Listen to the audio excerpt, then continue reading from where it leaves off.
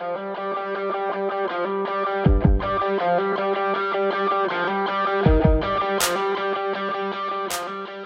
guys, welcome to the Suburban Driving with Miranda. This week I've got a 2020 Subaru WRX Sport Tech RS. There's lots to explore in this vehicle, so let's get behind the wheel and check it out.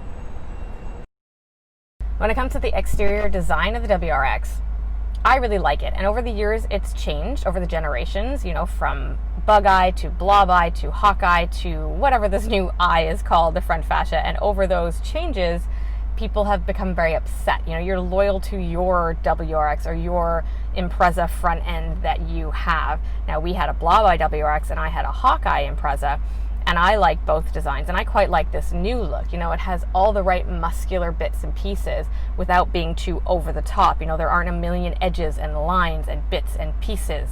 It looks racy without being too in your face, and I love that about the WRX. I never liked the big wing on the STI. I think it's too much. So the fact that WRX has that understated, you know, deck lid spoiler and the really well integrated hood scoop, they've done all the right things to the WRX to make it muscular and sporty without being too much. Here we are inside the 2020 Subaru WRX Sport Tech RS. Now, basically what the RS model does is adds the Brembo brake package on the outside.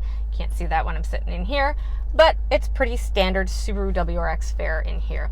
I love these Recaro seats. They are so comfortable. They're pretty plushy and truthfully very hot when it's like 40 degrees out, but then most seats and cars would be in this weather. I like the simplicity of Subaru's interiors. Some people kind of lament that they are a little too rustic, that, you know, for the price of this vehicle, that it should be a little bit fancier. But you know, you get the decals at the door, you know, you get the stitching here, you got the nice little, you know, piano black finish there, fake carbon fiber.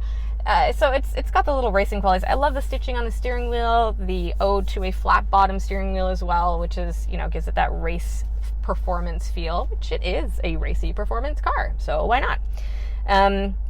You've got all the buttons here on the steering wheel if you want to control your information, what digital information you can here in the gauge cluster, plus your volume, your tracks, whatever. Subaru Starlink is equipped here on the larger screen because this is the Sportec RS version. It's all color, it's all touch. I'm not a huge fan of Starlink, however, it does have Apple CarPlay and Android's Auto, so as soon as you plug your phone in, which I do as soon as I get into a car anyways, I deal with Apple CarPlay and I don't worry about the other systems. I also have a secondary screen up here. Normally I don't like secondary screens. I was super anti-second screens in Hondas, but that's just because there's so much information going on. Up here with this one, you can use it to track your PSI for your turbo, your G's as well if you're tracking.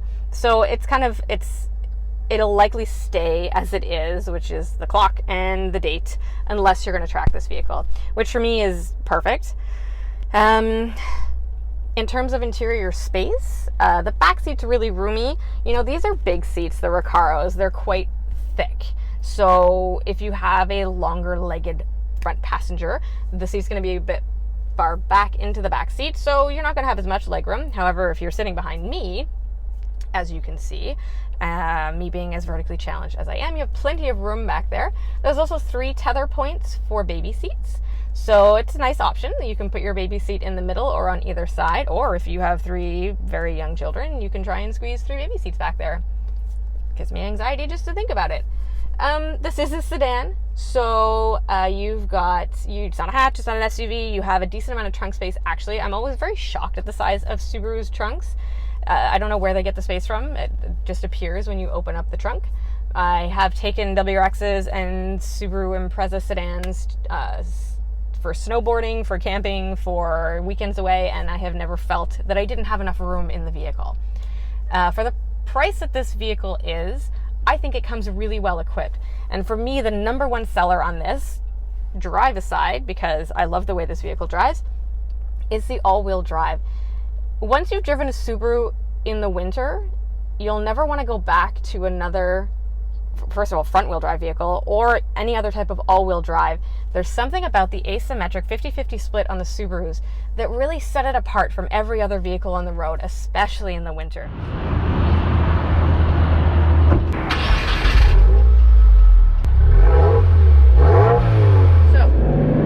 driving the 2020 Subaru WRX Sport Tech RS.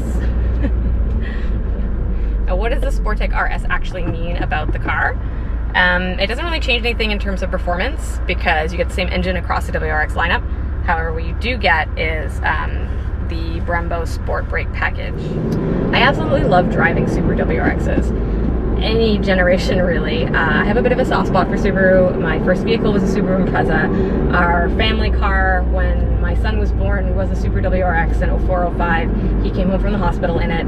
I learned how to drive manual on a WRX, that same WRX, with a cable clutch. Let me tell you, it's a good lesson to learn. All you new drivers with your electronic clutches, you have it easy. So yeah, Subaru is kind of near and dear to my heart in that sense. Not that I'll never say anything bad about these vehicles, but I definitely enjoy them. I love the Boxer engine. I love how it sounds. You know, Subarus are instantly recognizable on the street when you hear them coming. You have that rumble. And the manual transmissions, I really like it. This is a 6-speed manual, as it should be driven. Subaru released a WRX with a CVT a few years ago, and it hurt my heart a little bit. I did drive it, and I understand why they did it. It opens up that market, and you know, you have a lot more drivers who drive automatic than they do manual. I realize it is a dying art, but it is an art nonetheless, and it should not be forgotten. And I am so happy that they still offer this vehicle with a manual. The day it disappears, I don't even want to think about it. In terms of the engine, you get the 2-liter turbocharged flat 4, typical Subaru engine. It's good for 268 horsepower and 258 pound-foot of torque. That is more than enough for this vehicle. It is fantastic on the street in everyday use. I have also tracked this car in the past, and it's heavy, truthfully, because of the all-wheel drive, but it corners beautifully. It really handles itself well. You know, the WRX, or Subarus in general, are fantastic vehicles to drive in the winter because of their all-wheel drive. Subaru is one of the only manufacturers that has asymmetrical 50-50 split all-wheel drive. It makes a massive difference in the snow. All-wheel drive isn't going to save you from ice or bad driving skills, but it will help you leave a stop more effectively. It will help you control yourself in your corners, and it will keep you much more grounded on the highway when you change lanes and that slushy stuff that gets stuck in the middle that often causes front-wheel drive vehicles to skitter around. Once you've driven an all-wheel drive vehicle like a Subaru in the winter, it is extremely hard to go back to front-wheel drive, or any other all-wheel drive car for that matter. I miss my Subaru every winter, and I get so excited when I have a Subaru press vehicle when it's snowing. So as you can see now, there is no snow. We are in the heat of the day, quite hot, and it's still just as fun to drive. You know, like I said, you've got that racy, inspired feel to the Subaru, but not in an obnoxious Civic Type R way. It's got a very sophisticated feel to it, in a way. But yeah, I mean, I absolutely adore Subaru's manual transmission. It's not a, there's no crutch for this manual. I've driven in vehicles before where I'll recommend that you get it as a first-time manual driver because they hold the revs a little bit longer. They don't let them drop as quickly, so you have time to catch your clutch and put your throttle down. Subaru is not like that at all. This is a driver's car. You don't get any safety net with this. You need to catch your clutch properly every time, or you will stall it. I stalled our WRX more times than I'd like to count. It was slightly embarrassing since I owned the car and I do this for a living. But again, I really like that because it makes you think and it makes you pay attention.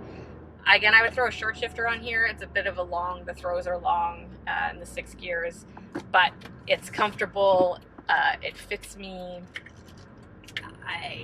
I really like this car. For the price that it is, I think it comes with everything that you would want for that price tag. You know, you're getting the all-wheel drive, you're getting the performance, you're getting the engine. Everything is included. So in terms of bang for your buck, if you're looking for a vehicle that not only performs in terms of having a great drive and a great sound and that little bit of pep, you know, yeah, okay, there's turbo lag and we can talk about that till the cows come home, but that's the beauty of owning a turbocharged vehicle. If you don't like turbo lag, then find a car that has a supercharger instead.